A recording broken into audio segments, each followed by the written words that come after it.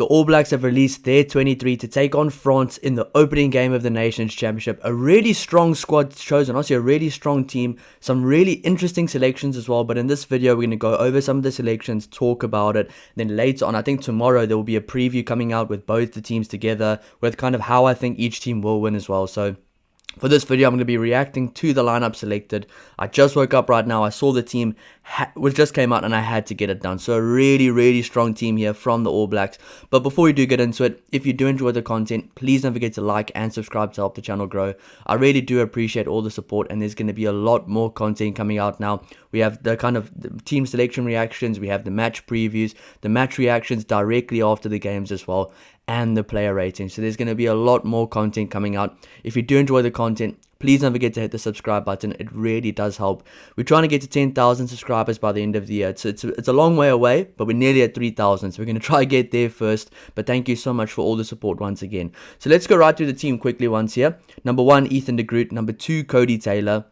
Number 3, Fletcher Newell. Number 4, Josh Lord. Number 5, Sam Darry. Number 6, Peter Lakai. Number 7, Luke Jacobson. Number 8, Ardie Savia and captain. Number 9, Cam Roygott. Number 10, Ruben Love. A very good selection there.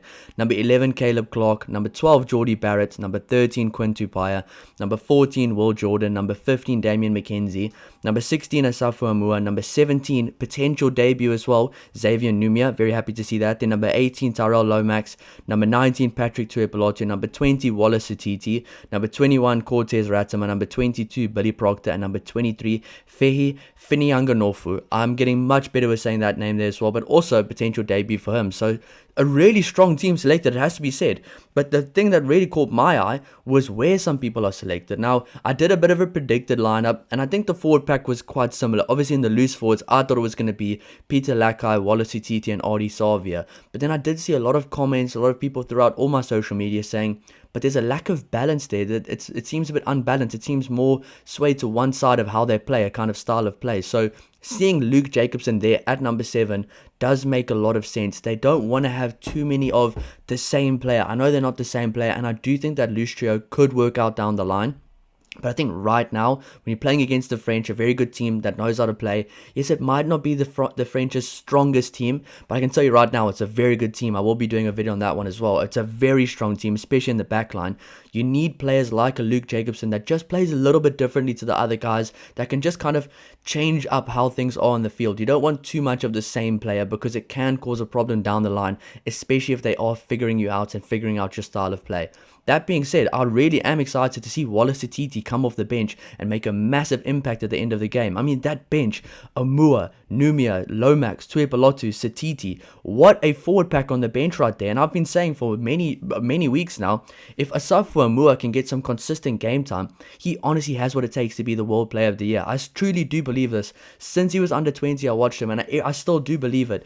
He can win the World Player of the Year. He can be the best player in the world if he just gets more opportunities. But I think right now, especially this year, Cody Taylor still has a year or two left in him. He definitely does, but Asafo Amua definitely is the guy after that. I think for Asafo Amua, all he needs to do right now is get through a season without injuries and just play a lot more international rugby, because then he really will do a lot of damage. I mean, I don't think there's many teams or many players in the world in general that could stop Asafo Amua one-on-one. I don't think there's any, to be honest. I think he always wins that first collision, and bringing on that kind of bench front row, Amua, Numia and Lomax, they know how to play together as well, which means you probably will have a lot more scrum and set piece cohesion at the end of the game as well. And nowadays in rugby, the way you finish a game is arguably almost more important than the way you start the game. There's been teams that have flown out the gates at the start of the game and eventually lost that lead because the bench comes on and just loses a bit of cohesion. But I think with that forward pack on the bench for the All Blacks, they might even get stronger in the second half. Now,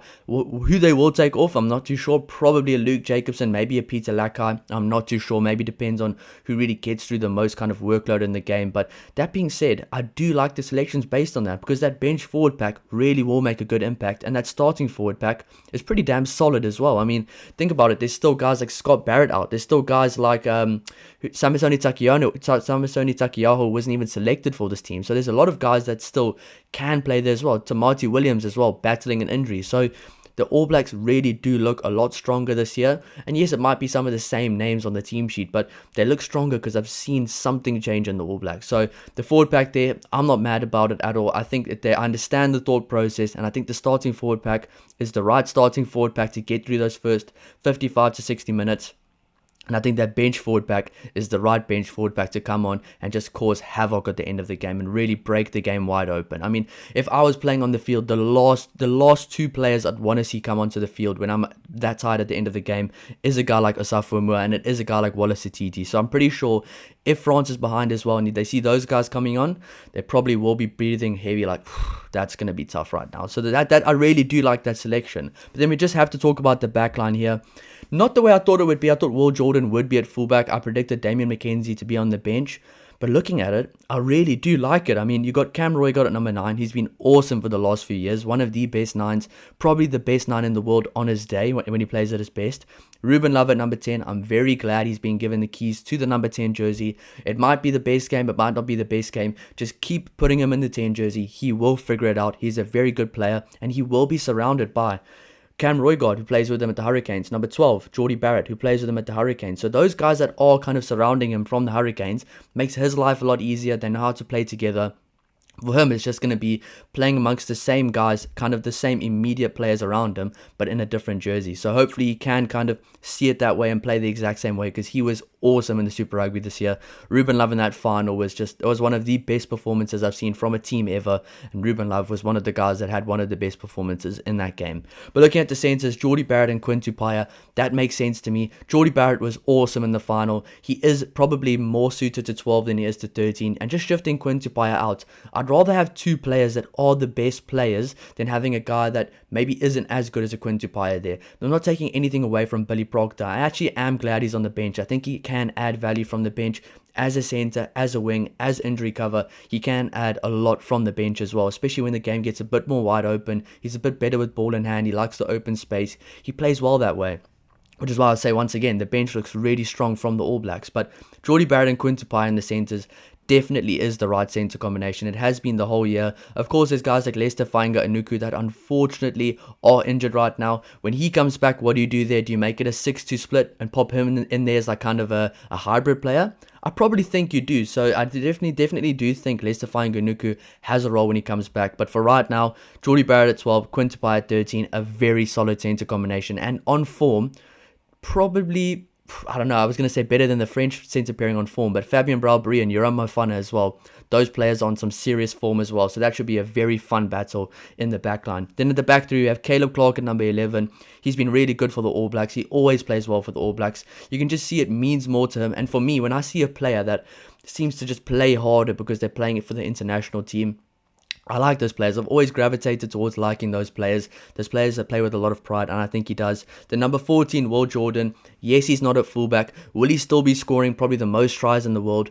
I definitely do believe he will. He's a phenomenal player. Could be one of those guys that gets nominated for World Player of the Year as well. He's not at fullback, but he still kind of comes into the line, comes off his wing a lot like a fullback, like an outside centre. I think the one thing with Will Jordan, probably from all the wings in the world, I'd say Will Jordan and probably Cheslin Colby have the highest work rates off their wing from any winger in the world. They really do work so hard off their wing. So they always make themselves known to be in that back line as an extra layer of attack as well. So I think he'll be just fine, and I think he will be very, very potent in this game. Then, of course, number 15, Damian McKenzie.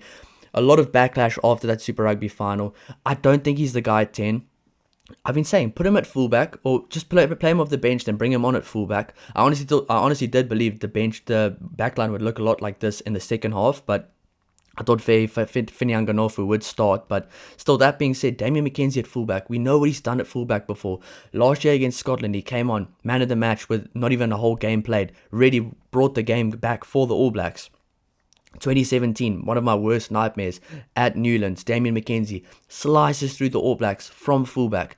he is a better fullback than he is a fly half. He just needs to get back into that mindset of being a very good attacking player. And I think with Dave Rennie there, with the players he's surrounded by, he definitely can. But that being said, a really strong team selected from the All Blacks. I like the front row. It looks solid. The locks, I'm not too sure of. I haven't seen them play too much, but I know they are good players. The loose trio, I do like. It's a well-balanced loose trio. The backline itself looks absolutely awesome. France versus New Zealand in the backline is going to be, just get your popcorn ready because it's going to be absolutely awesome.